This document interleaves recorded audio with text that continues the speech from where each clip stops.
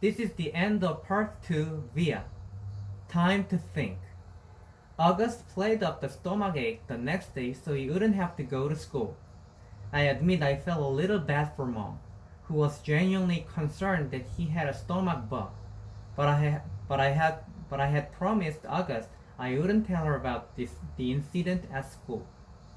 By Sunday, he was still determined not to go back to school. What are you planning on telling Mom and Dad? I asked him when he told me this. They said I could quit whenever I wanted to. He said this while he was still focused on a comic book he was reading.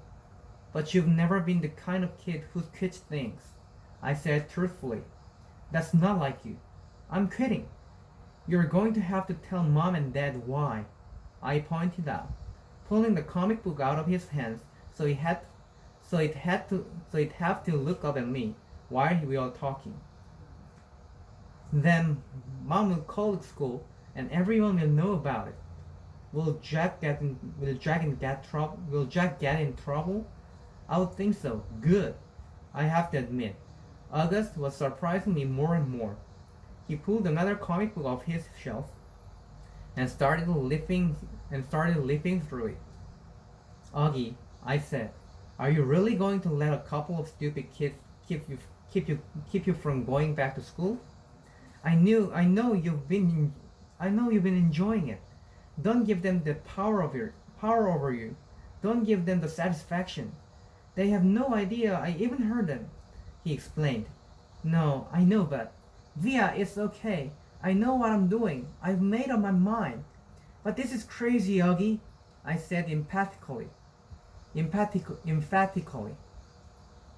pulling the new comic book away from him too. You have to go back to school. Everyone hates school sometimes. I hate school sometimes. I hate my friends sometimes. That's just life, Augie. You want to be treated normally, right? This is normal. We all have to go to school sometimes despite the fact that we have bad days, okay? Do people go out of their way to avoid touching you, Via? He answered, which left me momentarily without an answer. Yeah, right. That's what I thought. So don't compare your bad days at school to mine, okay? Okay, that's fair, I said. But it's not a contest about whose days suck the most, Dougie. The point is, we all have to put up with the bad days. Now, unless you want to be treated like a baby the rest of your life, or like a kid with special needs, you just have to suck it up and go. He didn't say anything, but I think that last bit was getting to him. You don't have to say a word to those kids, I continued. August, actually, it's so cool that you know what they say. You know what they said, but they don't know you. But they don't know you know what they said. You know? What the heck? You know what I mean. You don't have to talk to them ever again, if you don't want, and they'll never know why. See? Or you can pretend to be friends with them, but deep down inside you know you're not. Is that how you are with Miranda? He asked. No, I answered quickly, defensively. I never faked my feelings with Miranda. So why are you saying I should? I'm not. I'm just saying you shouldn't let those little jerks get to you. That's all. Like Miranda got to you. Why do you keep bringing Miranda up? I yelled impatiently. I'm trying to talk to you about your friends. Please keep mine out of it. You're not even friends with her anymore. What does that have to do with what we're talking about?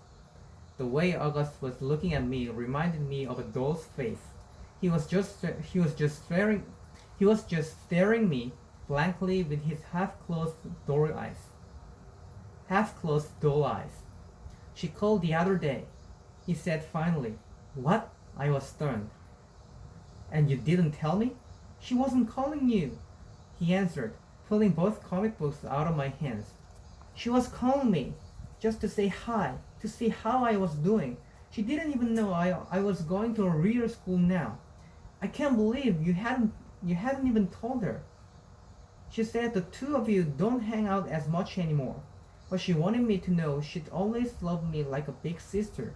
Double stunned, flabbergasted. No words formed in my mouth. Why didn't you tell me? I said finally. I don't know. He shrugged, opening the first comic book again. Well, I'm telling mom and dad about Jackville if you stop going to school, I answered. Tushman will probably call you into school and make Jack and those other kids apologize to you in front of anyone. And everyone will treat you like a kid who should be going to a school for kids with special needs. Is that what you want? Because that's what's going to happen. Otherwise, just go back to school and act like nothing happened. Or if you want to confront Jack about it, fine. But either way, if you fine, fine, fine, he interrupted. What? Fine, I'll go, he yelled, not loudly. Just stop talking about it already. Can I please read my book now? Fine, I answered, turning to leave his room. I thought of something. Did Miranda say anything else about me? He looked up from the comic book and looked right into my eyes. She said to tell you she misses you, quote unquote. I nodded. Thanks, I said casually, too embarrassed to let him see how happy that made me feel.